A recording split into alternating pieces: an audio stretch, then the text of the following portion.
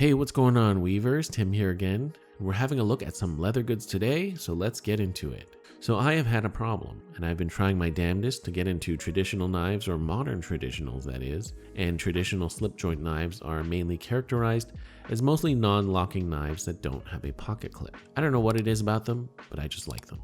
And my problem is that I'm so used to carrying knives with a pocket clip that I've always struggled keeping one of these guys in my pocket. Now, I've tried using a leather pocket slip like this one I made for myself, and I've also tried using the fifth pocket, that sort of, watch pocket in my pants as well. And those have all kind of worked, but it hasn't really been my preference. And the problem with those is that I don't really enjoy using a slip case to carry, as I have to fish into my pocket to get it and then put the sheath back in my pocket. And a lot of traditional knife guys can do that, of course, but it's just, not for me. And the fifth pocket kind of worked, but I often reserve that pocket for a skill toy. So, what am I going to do? Enter Oak City Leather Supply.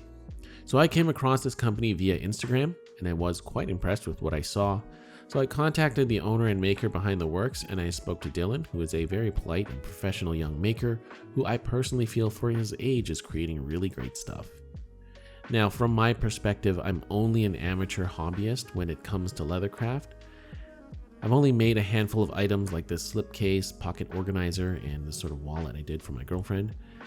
And I'm only bringing this up to show you that I do somewhat have an idea of the process of what it takes to create small leather items like what we're looking at today.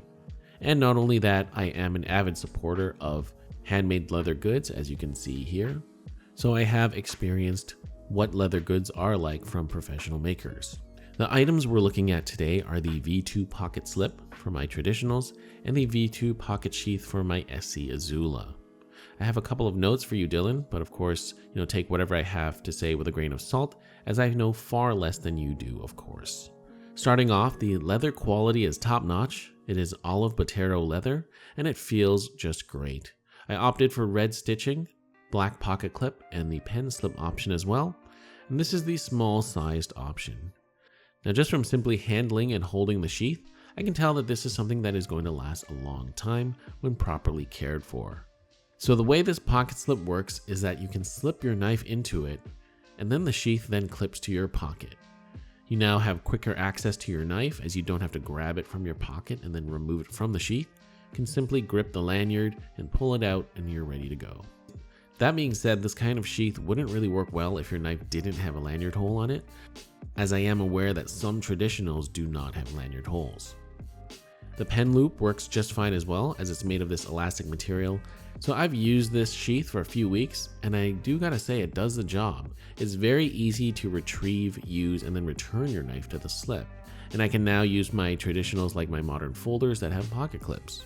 Now the fit is just right, and it keeps my knife in the slip, while at the same time it's not too hard to pull out. The SC Azula slip is of the exact same quality, and it works just as well. Now, I don't really carry my SC Azula all that much, but if I do ever go camping or hiking, this will definitely come in handy. It also came with these two leather belt loops in case you want to scout carry your blade as well. Now, getting to the craftsmanship side of the leather, I've mentioned that everything is fit just right and the leather is great. Now, looking at the edge work, they are nicely burnished. Could they have been polished a bit more? Perhaps, but for what these sheaths and slips are, glassy smooth edges may not be completely necessary, as they definitely will get worn and dulled over time, going in and out of the pocket. Now, I'm not sure what burnishing method Dylan uses, if it's water, wax, gum trag, or toconol, but the edges are just fine and nice and clean. Now, looking more closely at the pocket slip, I did notice some kind of creases on the surface that were there upon receiving the items. It kind of looks like the sheath was pressed against something, perhaps where it was being stored or stacked with something, and you can definitely see a rounded crease here and a line here. Now, not a deal breaker, it's just a minor sort of aesthetic thing, and I expect items like this to get worn and patinaed over time, but it's just something to consider for a customer. It's nice to receive things in pristine condition. Finally, the only minor detail I noticed was on the back side of the sheaths on the stitching. So as we can see, the presentation side looks just great. Stitching is super even and straight. However, on the back side, you can see that there are wrinkles around these stitching holes, and I'm just guessing, but this could be from the stitching pulled too tightly when the saddle stitching was being done perhaps. And I'm not entirely sure, and again, not something that's a deal breaker, but something that can be perhaps adjusted to really make these small details of the work really stand out. Overall though, I've got to say I am very impressed with the leather work done here, and I do understand, Dylan, that according to the bio on your website, you are a young maker, and I have no idea how long you've been doing this. The fact that you will have many years in this business means that, your stuff is only going to get better. So I have to say, well done, sir. I applaud you for what you've done here, and I'm more than happy with these pieces. Lastly, I just want to say, if you haven't purchased handmade goods from a small maker before, I've got to say you should really try it. There's something really special about being able to talk to the person who's going to make your gear, and I'm a huge proponent of supporting and promoting small businesses, especially the ones that make handmade goods like Oak City Leather Supply here.